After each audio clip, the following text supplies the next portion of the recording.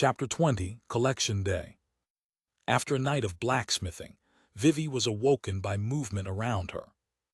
Unfamiliar lights shone through Vivi's groggy vision. She squinted, confused, before suddenly flinching awake. She'd fallen asleep by the anvil again, as she often did, except she wasn't in Grandpa's smithy and this wasn't her anvil. "Morning, Vivi," Lucius said. "Congratulations on surviving your first night." She observed her surroundings, reality registering once again. A blanket had been wrapped around her. She still wore her raincoat. Nothing seemed to be stolen from her. That was good. She had been right about the blacksmiths. They were more trustworthy than anyone outside. Vivi didn't know where the blanket had come from, but she didn't complain. She cuddled tighter, as if trying to hide in the blanket's warmth. Demons surrounded her, busy with morning activities. None of the apprentices were smithing. They seemed to be preparing for something. "Ah, hey," one of the apprentices said. He was a younger dwarf with a short beard and light skin. He wore a tunic and a jacket. "Good work yesterday." Vivi recognized him as one of the smiths. She gave him a weak nod. "How many swords did I make?" "4 total," the short beard said. "Your tenacity is insane. I could never complete 4 swords in one day. You barely took breaks." "I used ether, didn't I?" Vivi asked, "to stay awake longer." "Yes," Lucius said. "You abused my powers quite thoroughly. You might need more sleep if we wish to fully recover." "Not happening," Vivi thought. "Maybe a few minutes, I'll get up then." Another dwarf grabbed the short beard by the shoulder. "Surviving another week, Arrowhead? Fucking collection day again." The short beard Arrowhead laughed awkwardly. "I'll need to be on time this week. I've been late too many times." "You got your 100 ether." "Yeah," Arrowhead said. "Axbeck wouldn't leave us without." He glanced at Vivi. "What about you, "Call me Vivi," she said. "I'm fine, no need to worry." "Nice to meet you, Vivi," the second dwarf said. "I'm Ravig. That's my blanket, by the way. I don't lend it to anyone who I don't respect." Ravig was a taller dwarf, though still short. His shoulders were broad and muscular. He seemed to be young, around the same age as Vivi. His tank top was unclean, but not hideously so. Vivi stood up and offered the blanket back. "Thanks," she said.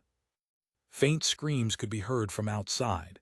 The painful kind of screams accompanied by a whipping sound. The dwarves frowned. "Already starting, huh? We should go." Every demon in the smithy was gathering at the door. Axbeck was talking to his smiths.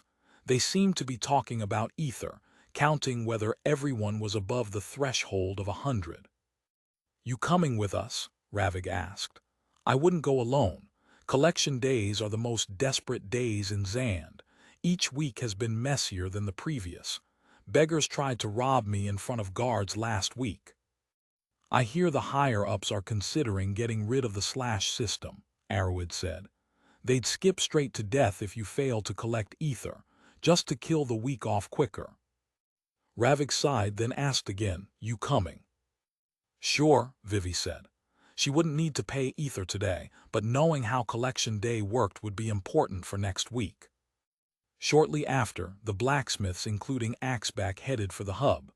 They locked their doors, trusting nobody would steal. Immediately upon entering, Ravig's warnings proved true. The hub was packed with demons. Most stood around calmly, waiting for their turn, but of course, the crazies existed within the crowd as well. In under a minute of entering, a demon with broken spectacles and a hunched back approached Vivi. "Miss, please, do you have 10 ether to spare?" the demon pleaded, walking alongside Vivi. "I have 90. I just need 10 to survive, please." 10, Vivi thought. He just needs 10. "No," Ravig said firmly before Vivi could respond. "But the beggar began. "Get out," Ravig said, "or I'll hurt you." The beggar stayed for a few seconds more before turning around, back to the crowd. Ravig looked annoyed. "Don't ever give beggars a look like that, the sympathetic one. They'll never leave you alone. That beggar does not hold 90 ether. He's following a scheme. He claims to just need 10 ether. In reality, he needs a lot more. He just hopes to repeat the trick 10 times to earn enough ether to not die. Vivi glanced behind herself. The little demon barely had any meat in him. He will die, she said. Most likely, Ravik said. Can't do much about it. Once a Nimrod grows weak, it's almost impossible to recover. Subsidies and help are useless for those who can't hold their own. On top of the 100 ether for collection day, they'd need a weapon and the skills to wield one. A sour taste welled up in Vivi's throat. She ignored it, following the dwarves deeper into the hub. Most stalls were closed entirely, enclosed with steel shutters. This was for good reason, Vivi figured. Demons were fighting left and right, and the guards weren't present. What use were rules when nobody was there to enforce them? As the dwarves got closer to the center of the hub, where the crowds grew thicker, the source of the screams and whippings revealed itself. A large platform had been placed in the middle of the hub. 10 figures stood atop the platform. One of them was Undref. The stewards, Vivi figured. Each steward was accompanied by an etherprint scanner, as well as a line of Nimrods arriving to get themselves examined and to deliver their 100 ether. The crowd was calmer near the middle. Guards had been spread out all over, both on the platform and inside the crowd. The stewards themselves were all insanely strong.